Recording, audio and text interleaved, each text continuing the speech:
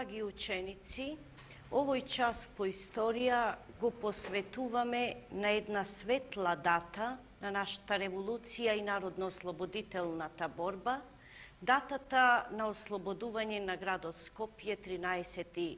ноември.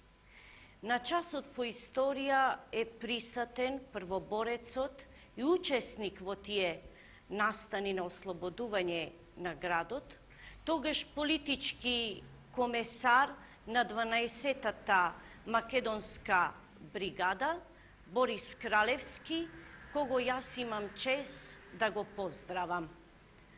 Часот е невообичаен, не е класичен час по историја, туку час посветен на овие настани, на кои вие ќе можете да се искажете за она што сте го читале, слушале во разговор со вашите родители, постари или директни учесници во борбата за ослободување на градот Скопје.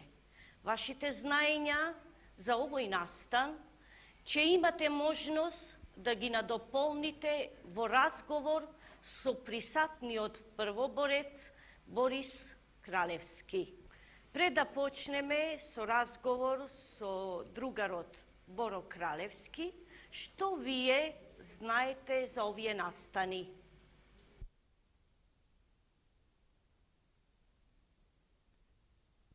Од литературата ни е познато дека ослободувањето на Скопје представува резултат од една општа акција за ослободување на територијата на Југославија и територијата на Македонија, која што започнува во втората половина на 1944 година.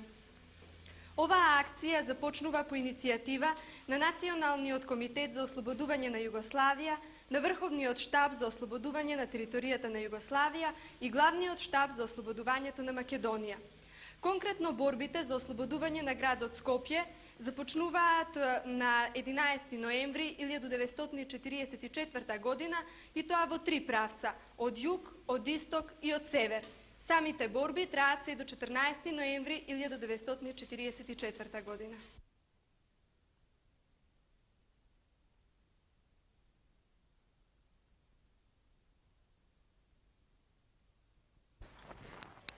Во ослободувањето на градот учествуваа единиците на 42-та народно-ослободителна дивизија, кои што го обезбедија постоењето на поважните објекти и мостови во градот. Германците успеја да ги урнат саможелезничките мостови во Скопје и во Ѓорче Петров. Благодарение на единиците на споменатата дивизија, градот беше спасен од сигурна катастрофа, со тоа што овие единици го оневозможија уривањето на браната на хидроелектраната Матка.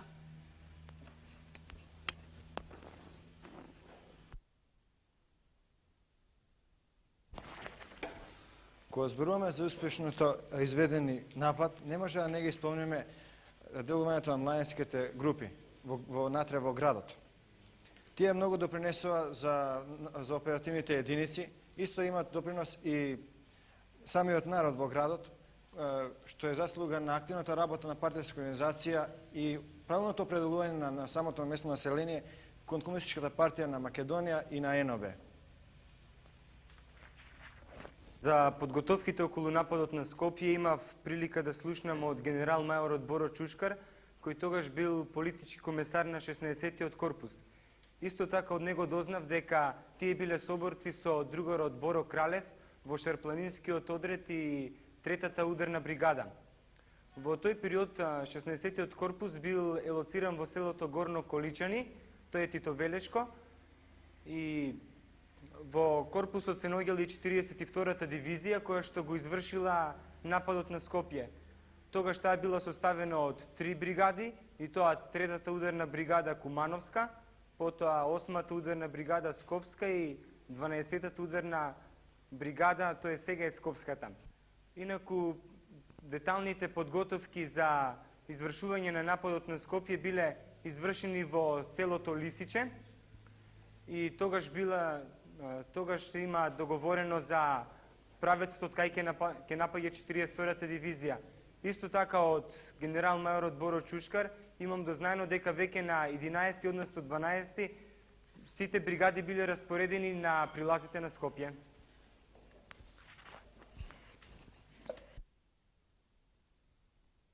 Ги слушавме излагањата на нашите другари, па би ве молела вас, другар Боро, да ни кажете нешто повеќе за подготовките што му претходеа на нападот.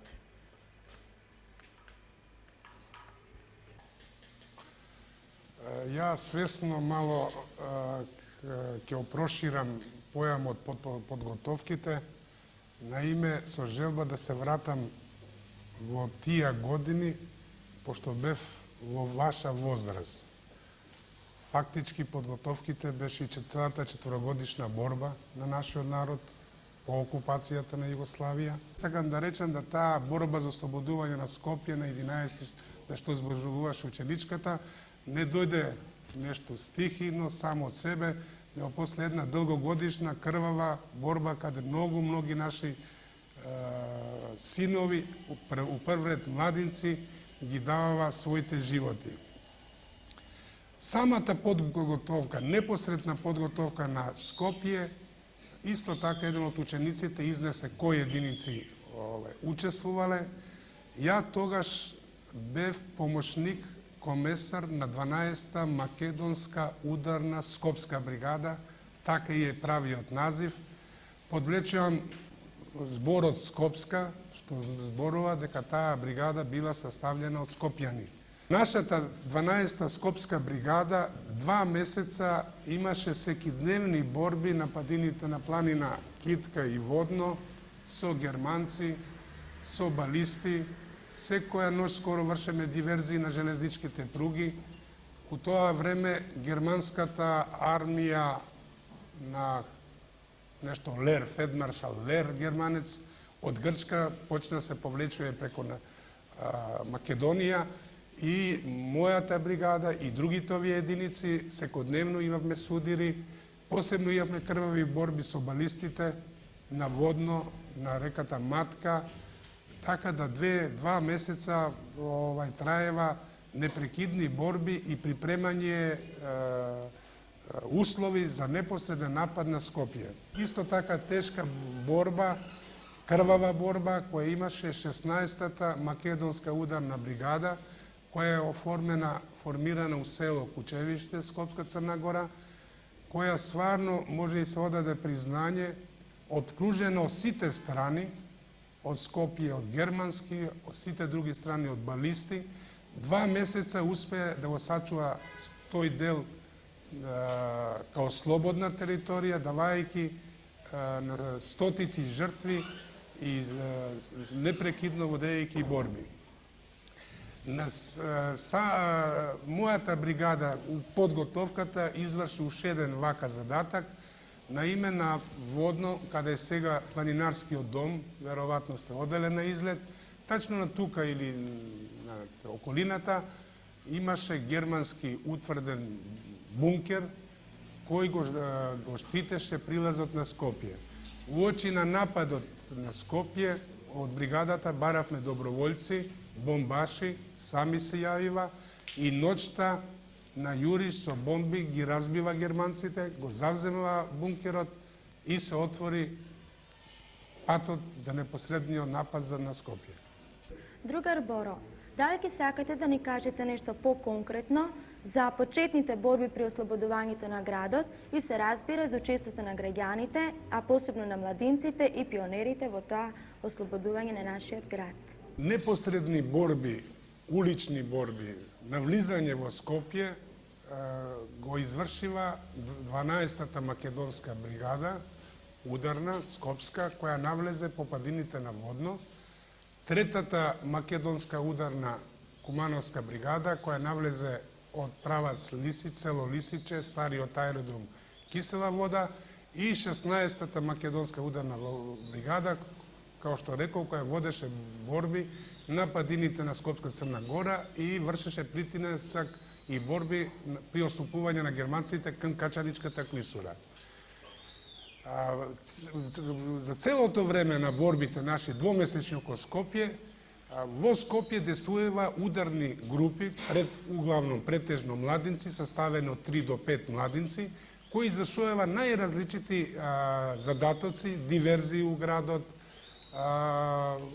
престрелување, палење на камиони и многу значаен за нас у единиците ни доставуваат секојдневно обавештаени податоци. Така да ние овој корпус, дивизија, бригада, тачно знаеме у која зграда се у Скопје германците, какви снаги се, какви наоружања имаат и второ врло значајно тие ударни групи. Ноќта при навлизање во Скопје, во падините на Водно и вамо у правац на село Лисиче, не чекава овие ударните групи и користејќи ги ноќта и го знаејќи го Скопје тачно у која улица, каде има или нема германец, ние неприметно навлеговме у Скопје и уште у ноќта ги блокиравме германците и почна нивното еден по еден објекат да ги разбиваме. На крај со борби еден дел беа уништени, убиени, други се предаваа како заробленици и спроведување во нашите заробленички логори. Ве молам, другар Боро, речете ни нешто повеќе за тоа како партизаните успеа да ги сочуваат мостовите на реката Вардар и другите поважни објекти во градот, бидејќи знаеме дека непријателот успеал во текот на борбите да уништи само 2 моста, едниот, железничкиот во Скопје и другиот во Ѓорче Петров. Уште пред нападот на Скопје, ние имавме тачни информации кои објекти у Скопје се минирани од страна на германците. И при давање задатак на нашите единици, определувавме посебни чети водови да навлезат во тие објекти. И тие одредени единици, користејќи уште у ноќта, ги напаѓаат германците, навлизаат у дотичните објекти, у самите објекти се водат борби, а сите тие објекти бева минирани. Еден пример каде успева делимично да дигнат у воздух беше железничката станица. Значи изненадување, навлизање во тие минирани објекти и посебно ударните групи имава задатак да ги пресечат доводите кои треба да се активират мините и експлозивот на мостовите. Посебно знам камениот мост, благодарение да што се пресече доводната жица, беше спасен. Дали во операциите за ослободувањето на градот Скопје учествувале и жени партизанки? Во мојата 12-та бригада, не знам, може да грешам, али едно 10 до 15% борци бева другарки, углавном ваши годишта, 16, 17 до 20 години. Сите со пушка у рука се борева и можам да стварно да рекнам да у борбите не постоеше никаква разлика измеѓу борецот, машкото и женското. Веројатно ви е усечавање, пред земјотресот постоеше троуголот школото Гоце Делчев, сладкарница Пчела и дом на внатрешни, кој у земјотресот настрада. Германците бева наспрам школото Гоце Делчев, имаше една јака германска група и прека тоа мало плоштаче претрчуева наши борци да влезат во школото Гоце Делчев и да отамо ги напаѓаат. И еден наш борец тачно на тоа плоштачето беше ранет. И ние док од штабот бев и ја тука, наредувавме да наши митралјези туцат у пенџерињата кај беа германци за да го извлечеме нашиот ранет борец. Партизанката Драга Стојанова, иначе ученичка пред да дојде у партизани у Трговачка академија у Скопје, стара 18 години, се стрчува кам ранетиот борец, го зима да го влече, да го излече од чистината. У тој момент пак заштрекува германскиот шарац и другарката Драга загинува на место, а борецот беше спасен. Јас сум читал од нашиот печат дека бугарската пропаганда тврди дека и нивни единици учествувале во ослободувањето на нашиот град. Сосем се неточни тие тврдења, како и многу други нивни фалсификати у однос на македонскиот народ кои сите ние ги слушаме. На име 13 ноември Скопје беше слободно. Истуривме обезбеđења кам Качани, кај германците се повлекова и те касно наша извитница ни јавива да од Кумановско џаде, од кај Куманово, некоја војска се крече кон Скопје.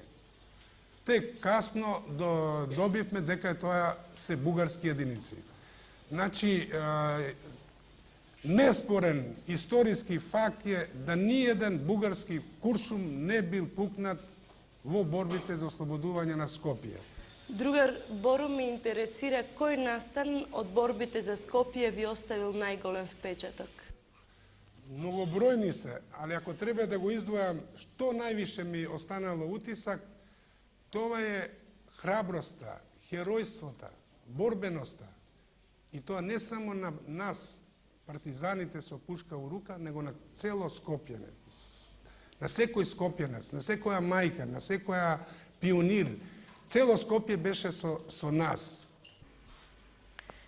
Драги ученици, во ваше и во мое име, јас срдечно му се заблагодарувам на другарот Боро Кралевски. Мислам оти час